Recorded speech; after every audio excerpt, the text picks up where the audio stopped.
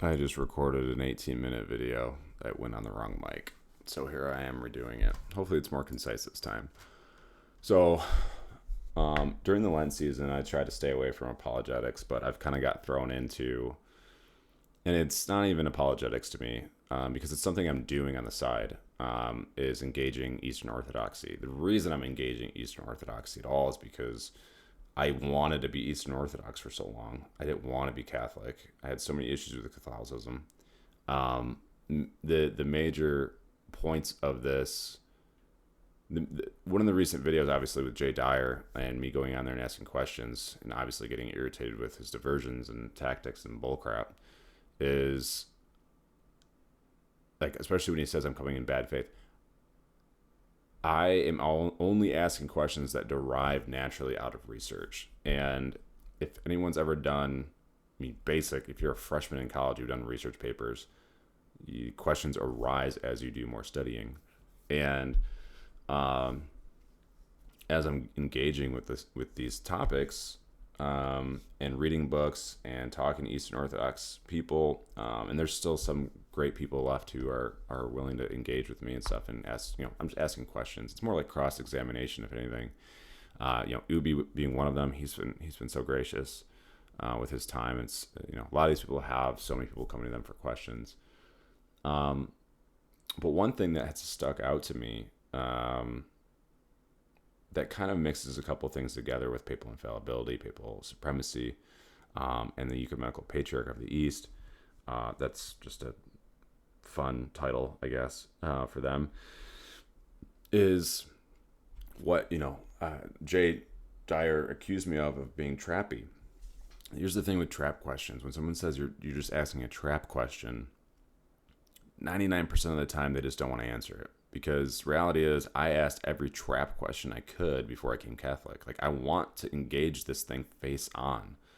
Like, I get so irritated by people who are like, that's just a bad faith question, that's a manipulative question. It's like, a question is a question, and if you can't answer it, and if you're not willing to answer it, not willing to face what your faith tells you is, these questions that arise from the scholarship, it's like, then sit down and stop talking, because you're just a fake and a fraud at this point. And I'm not speaking about Jay Dyer. I'm speaking about anybody, Catholic, Protestant, Eastern Orthodox, whatever it is. If you think a question's trappy and you're not able to answer it, just pick, I don't know. Don't sit there and be like, you're bad faith, you're trappy, you're bad faith, you're trappy. It's like, I'm genuinely not. Like, if I walking into a line of questions, it's like, these are the questions I have. These are the problems I see.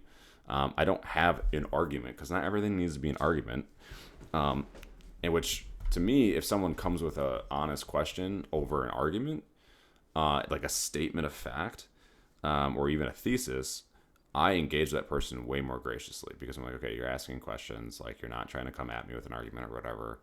And obviously, some people really like their arguments, but so I'm thankful for the people who are able to see past what might seem trappy. Again, I don't like that term. I think it's just silly and weak. But because again, I'm still working through things with Roman Catholicism, the Western rites of stuff. Because I'm not an East Catholic. I'm a West Catholic technically, and working through some of the history of it and trying to engage that honestly. And I have some tough questions that I'm engaging head on, because that's what you have to do if you want truth.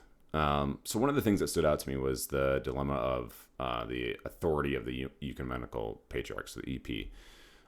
If the Eastern Orthodox deny the Pope because they reject the idea of a single authoritative head over the universal church, then they must explain the existence and role of the ecumenical patriarch. But this position inevitably collapses into incoherence. So I haven't met anybody in EO that has told me the EP, keep track of those two things, exercises authority. I think there are instances in history when he tries to, but he gets like denied. But that's neither here nor there, because the question still arises: why reject the Bishop of Rome with an apostolic and matrine foundation in favor of a Pope of the East whose authority was born of imperial politics? and not divine institution. And that's exactly that. Constantinople exists politically, was arisen through the powers of politics, had nothing to do with the church. It doesn't matter if a council verified, like, yes, they are second to Rome. Like, it was mere size and political power at the time. They did not come to power through the means of Peter or Paul. So that's just a major issue for me.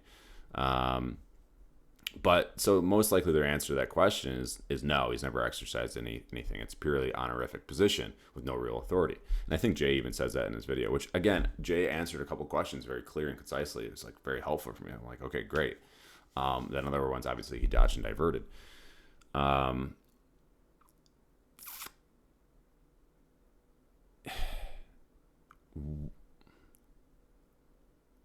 Why did no one ever appeal to him for indoctrinal crisis? We only see in history Rome being appealed to, Rome being brought in, Rome's verification of councils, if Rome didn't do X, Y, and Z, it wasn't fruition. It didn't come to fruition. It wasn't a thing. Nowhere does the East bishop ever rule in authority over, and we'll get to this later, rule in authority over Rome, but Rome's bishop rules in authority over the East bishops. Like, one happens, one doesn't. And that's telling to me. And it just raised more questions for me.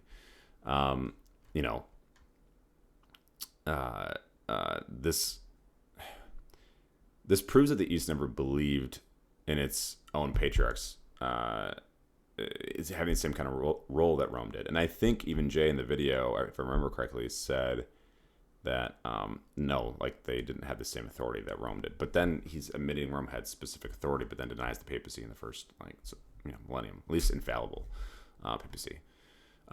Eastern ecclesiology admits it has no head and never had a substitute capable of playing the role of Rome historically played. That's not apostolic, it's fragmented nationalism, which is another whole argument against the Eastern Orthodox, which is just their ethnic-centric, Greek way of doing things. Like, it just is East. There's nothing universal about that church. It's nothing. So you lose one of the four, and you're not a true church. And I'm throwing that argument out there like pretty willy-nilly, and there's obviously a lot more to it than that, but because it's not the topic of what I'm talking about right now. There's obviously so I've had 2 or 3 different conversations about this, and each one is pretty much the same thing, where they point out that the East deposed the Pope or the Roman bishop. The issue is deposition doesn't equate authority to judge supreme jurisdiction. It has nothing to do with councils. So you only get like a quarter of a way there by saying, hey, they deposed them. But even if you look at the cases, you can ask the question, did those depositions ever stick without confirmation of another pope? In every single case, no. Either the pope was later vindicated, replaced by a different pope, or the act was reversed.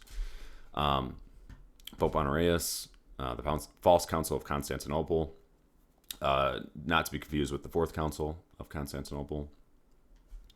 The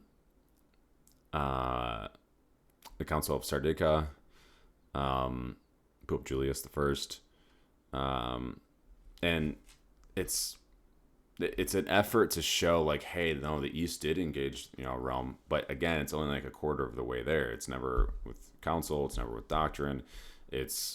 They're referring to isolated, politically driven attempts, none of which created lasting doctrinal impact, by the way, and none of which show the Eastern Church having any real jurisdiction, authority over the papacy. By contrast, countless bishops and patriarchs, including from the East, recognized Rome as the final authority in settling doctrine and disputes, and we have so many different examples of that. We even have examples of heresy. Arianism is one of the examples, and there's a couple other ones where the East is like, we'll go light on this. I think it was maybe monotheism was another one. Anyways, they go light on these things, and Rome stands alone and won't sign anything, won't say anything. Like, they're like, no, this is heresy. And it comes out later that it is heresy, and Rome was the only one stopping and the only one holding to truth. That's not coincidence, right? One of the other ones that comes up a lot is uh, um, the case of Acacius, um, who opposed the Pope and was recognized by I don't know what, because he's not recognized by the Catholic Church, and he died in schism. Pope Felix III excommunicated him. Um, he even supported heretical uh, compromise, the Henotychon, I think it was called. So once again, the East is just dabbling in heresy. And what's really weird is like this idea that the supremacy of Rome was like not a thing or a thought or whatever, in the sense of how it is today. There's a reason why in the 5th and 6th centuries you had, I think it was Saint Gregory, go up against and get all of the bishops on his side, because Constantinople was like, we're the universal bishop. So if it wasn't a thought of like power and like a real existing thing, why would they declare that? Why would they try to do that? Oh, we're the new Rome. We're the universal bishop. No and no on both accounts. And the only reason you exist, Constantinople, in the East, is because you had imperial decrees. It was a politically outside the church political power move that made the church grow in numbers, made the church grow in multiple ways. It had nothing to do with apostolic succession. It was completely void of that. So that's just, again, a very telling thing to me. Saint Boniface II, this is usually their kind of like gotcha one. But even this, I think, is mixed with some confusion, because they likely mean the confusing papal succession in the 500s, where they had Pope Boniface II and another one, someone else claiming the election. So some claim the election was invalid.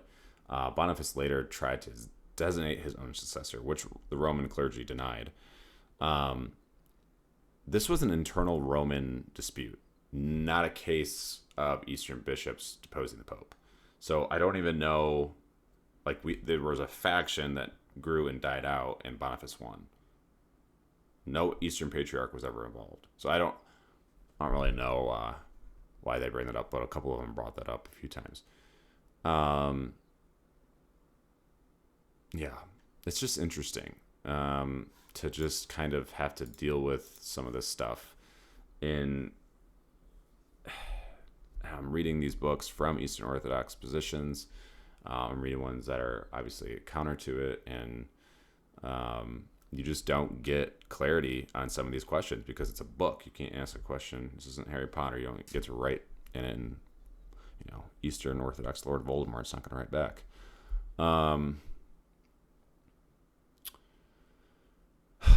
But there are instances, I think, where these questions that arise out of natural research, again, I understand can seem trappy, but they just have to be answered. You can't just say, no, that's not a good question. It's like, well, one, okay, it's fine. Like, you can actually say that, but then tell me why it's not a good question and formulate it differently. Because the question arising out of just looking at basic Eastern Orthodox history, it's like, what are we doing? And some of these questions I've yet to have answered, because I'm kind of afraid, like I'm almost afraid to ask some of these questions, because you never know when one of them is going to snap.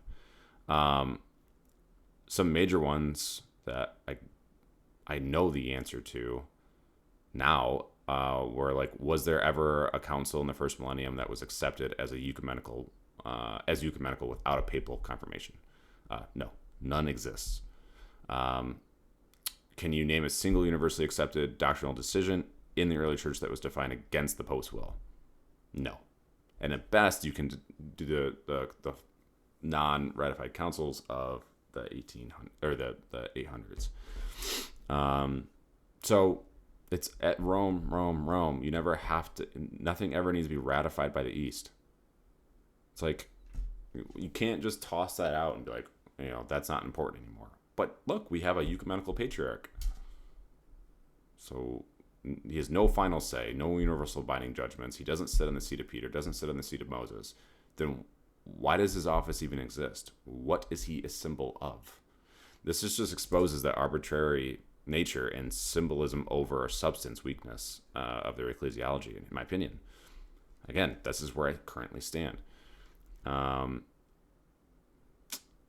Yeah, and now we've got people like Jay Dyer who are like, oh, look, the FBI or the CIA talk to people in the Catholic Church. It's like, okay. I mean, the Russian church is the most corrupt thing on the world. So it's like, what's your point? I don't know. Hopefully I'll have more on this topic and we can discuss it. But I think those questions are valid. I think they need to be answered, and I don't think they are being answered. And I have yet to see in an Eastern Orthodox debate with a Catholic actually asking these questions.